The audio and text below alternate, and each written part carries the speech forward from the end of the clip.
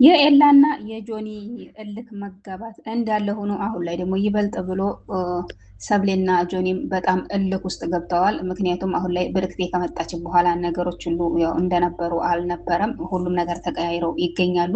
እንግዲህ እየተመለከት ነው ብዙ ነገሮች እንደተቀያየሩ። ሰብለ በፊት ያው እየተደበቀች ኤላን እንደምታገኘው ብርክቴ ያው ስትከታተል ነበረ። እንግዲህ ሰብለ ውስጧ ያለውን እንግዲህ እኛ ባናቅም ያው እንደምንመለከተው ከሆነ ያው ለሱ የሆነ ስሜት እንዳላት ነው እያሳየች ያለችው። በእርግጥ እሷ ለሆነ ምክንያት እንጂ በሆነ ምክንያት እንጂ ኤላን የማገኘው ምንም ነገር ወይንም ፍቅር ኑሮኝ አይደለም በማለት እንግዲህ ለተመልካችም ያው እያስረዳች ትገኛለች። ቢሆንም ግን ይህንን ያላመነችበት ብርክቴ እንግዲህ ጆኒን ቪዲዮ እንስራ በማለት በጣም አድናቂ ነኝ ሁልጊዜ የምከታተልህ ነበር በማለት በዚህ የተነሳ ያው ተቀራርበዋል ጆኒ እና ብርክቴ። እንግዲህ ይህንን የጆኒን እና የብርክቴን መቀራረብ ያልወደደችው ሰብለ ያው እንግዲህ አልሆነ እልክ ውስጥ ገብታ አሁን ላይ ኤላን በተደጋጋሚና ጆኒ በሚያያትና ብርክቴ በምታይባት ታይም እንግዲህ ያው ኤላን በማግኘት ላይ ትገኛለች። ሆኖም እንግዲህ ኤላና ጆኒም ያው እንዳለ እልክ ውስጥ ተጋብተዋል። ምክንያቱም በፊትም በሰብለ የተነሳ እልክ ውስጥ ገብተው ነበር። እንግዲህ ብርክቴም እንግዲህ ያው ኤላን አናድዳለሁ በማለት ያው ጆኒ ጋር ብዙ ነገሮች ብዙ ሀረካት እያደረገች እያየን ነው። ጆኒም እንግዲህ እሱን ለማናደድ እየተጠቀመበት ይገኛል። በመሀል እንግዲህ አሁን ላይ ሰብሌና የጆኒ ፍቅር አደጋ ላይ እንደሆነ ነው ተመልካችም እንግዲህ እያየን ያለ ነው።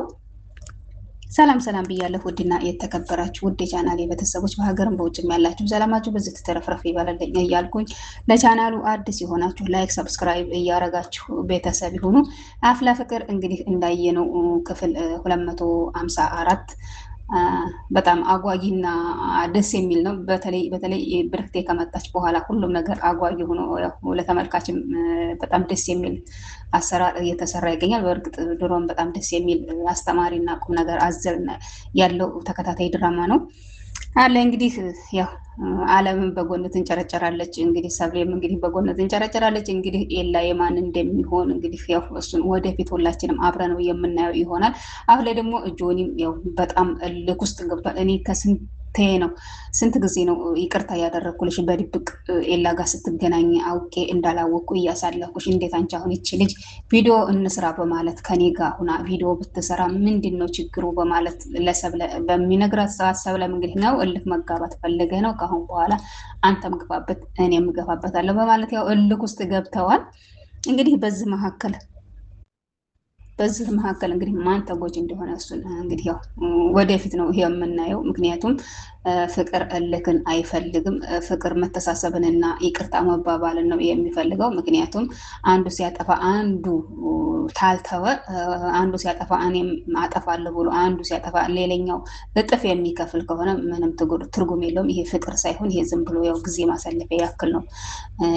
እንደዛ ነው የሚታሰበው። ምክንያቱም ፍቅር አንዱ የይቅርታ ልብ ሲኖረው፣ አንዱ ደግሞ ቢያጠፋ አንዱ የይቅርታ ልብ ካለው ሁሉም ነገር ሊስተካከል ይችላል እና እንግዲህ የለም ብርክቴ ያው ጣገቤ እንዳደርሽ በእኔ የተነሳ ምንም አይነት ጉዳት እንዲደርስብሽ አልፈልግም በማለት በዚህ የተነሳ ያው ጣገቤ እንዳደርሽ ባላት፣ ያው እሷ ግን በሌላ ነገር ነው የተረጎመችው። በእርግጥ የላ እንደምናየው ከሆነ እሷ ምንም ነገር ጉዳት እንዳይደርስባት እና ችግር ውስጥ እንዳትገባ በማለት ነው ጣገቤ እንዳደርሽ ያላት ነው የሚመስል ለተመልካች።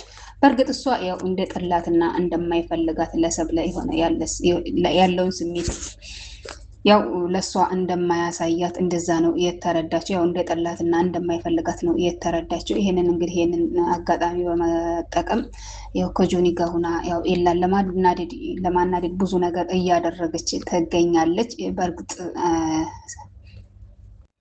እልክ መጋባት አግባብ አይደለም። ችግሩን ተወያይቶ እና ተነጋግሮ መፍታት ሲገባ እልክ መጋባት ምንም ትርጉም የለውም። እልክ መጨረሻ ላይ አልሆነ ነገር ላይ ነው የሚጥለው።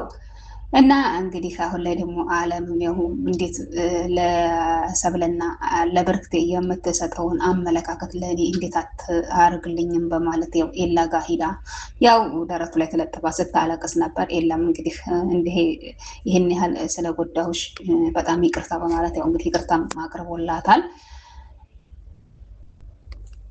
እንግዲህ ጸጋም ከጠፋችበትና ያው ካለችበት ቦታ ብቅ ብላለች። አሁን ላይ የበፊቱ ስራዋ አሁንም እንዲቀጥልላት ተላይ ተታይ እያለች ትገኛለች። ምክንያቱም የቹቻና የቤዚቲን ያው ሰላም ለማንሳት አሁንም ያው ቆርጣ እንዴት ተነሰችነት። ምክንያቱም ቤዚቲና ቹቻን አለያይታ ቤዚን የራሷ ጓደኛ ቹቻን ደግሞ ብቸኝነት እንዳጠቃትና ብቻዋን ሆና እንድትሰቃይ ያው ለማድረግ የማታደርገውና የማትፈነቅለው ድንጋይ የለም። ደስ የሚለው ነገር አሁን ላይ ሁሉንም ነገር ያው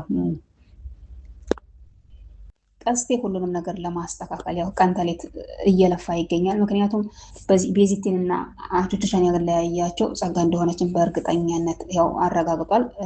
መኮንንም ጋር ተገናኝታ ስለምን ጉዳይ እንደምታወራ ያው ባያውቅ መኮንን ጋር መገናኘቷ ለቤዚቲና ለቹቻ መጣላት ያው መንስኤ መሆኑ ያው እነሱ እንደሆኑ ያው በእርግጠኝነት አረጋግጧል።